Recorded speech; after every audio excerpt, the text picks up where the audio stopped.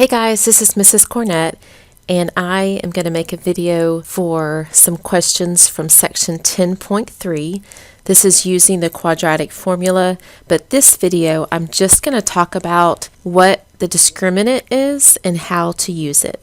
So before I start to show you some examples, I just want to remind you the standard form of a quadratic equation is right up here at the top right of your screen. It looks like a trinomial in descending order that is set equal to 0.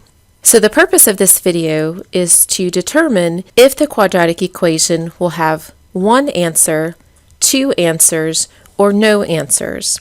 And if you look down here at the bottom of the screen, anytime you graph a quadratic, it graphs in the shape of a U-shaped line, which is called a parabola. And visually, you can see how many solutions a quadratic equation will have depending on how many times it crosses the x-axis.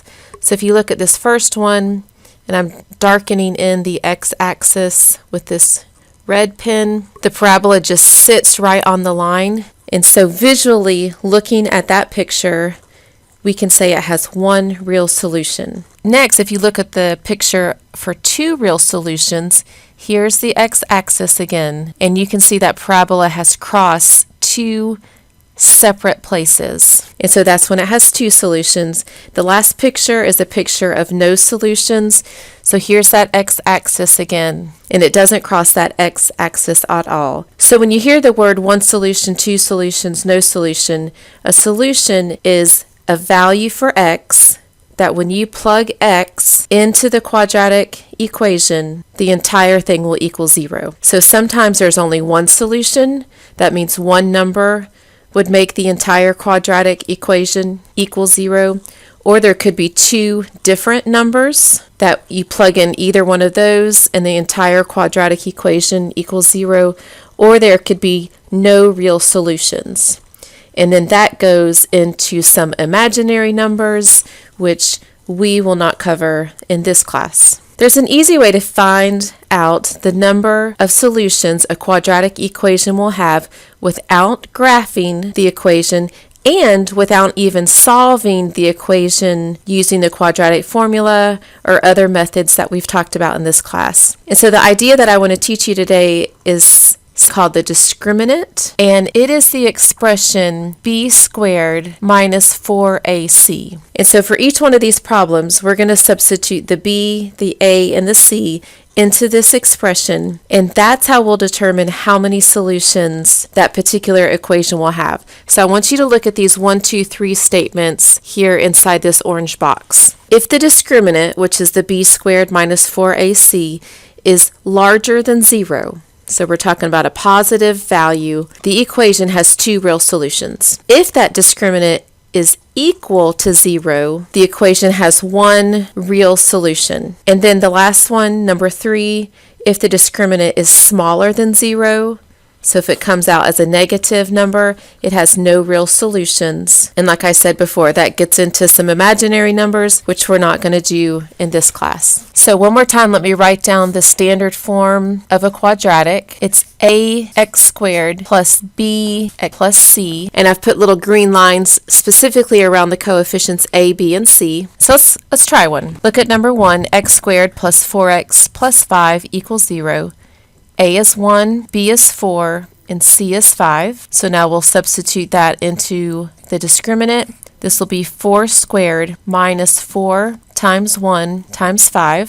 First of all, 4 squared is 16 minus, if we just multiply this part together, 4 times 1 times 5 is 20. And so 16 minus 20 is negative 4. That means the discriminant is smaller than 0. That means the discriminant is less than 0. So number 1 has no real solutions.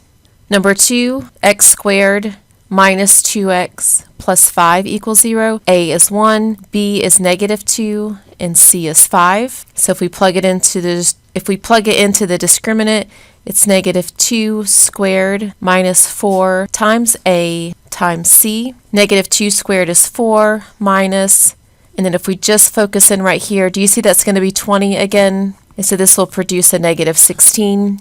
And so number 2 is also no real solutions. Number 3, x squared plus 6x plus 1 equals 0. A is 1, B is 6, and C is 1. So this will be 6 squared minus 4 times 1 times 1. This is 36 minus 4 times 1 is 4. So 36 minus 4 is 32. That's a positive number, and that is greater than 0. And so number 3 has 2 real solutions. Number 4 is x squared plus 6x minus 10 equals 0. That means A is 1, B is 6, and C is negative 10. So our discriminant is 6 squared minus 4 times 1 times negative 10. 6 squared is 36, and 4 times 1 is 4. 4 times negative 10 is negative 40, but there was already a subtraction, and now we have a negative 40. So add the opposite to get 76, because when you have a minus and a minus, that changes to plus a positive. 76 is greater than 0, and so number 4 has 2 real solutions. Number 5 is 4x squared plus 4x plus 1 equals 0. That means A is 4, B is 4, and C is 1. So our discriminant will be 4 squared minus 4 times 4 times 1. 4 squared is 16 minus, and if we just look right here, this is 4 times 4, which is 16, times 1, which is still 16. 16 minus 16 is 0. When the discriminant equals 0, it has 1 real solution. And so that's your answer for number 5.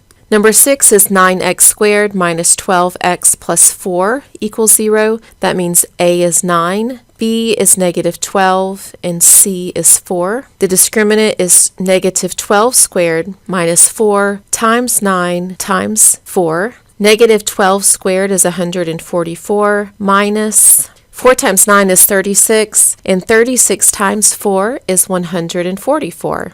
144 minus itself is 0, and so the discriminant equals 0, so it has 1 real solution. Okay, that's all the examples I have for you on this video. Please let me know if you have questions.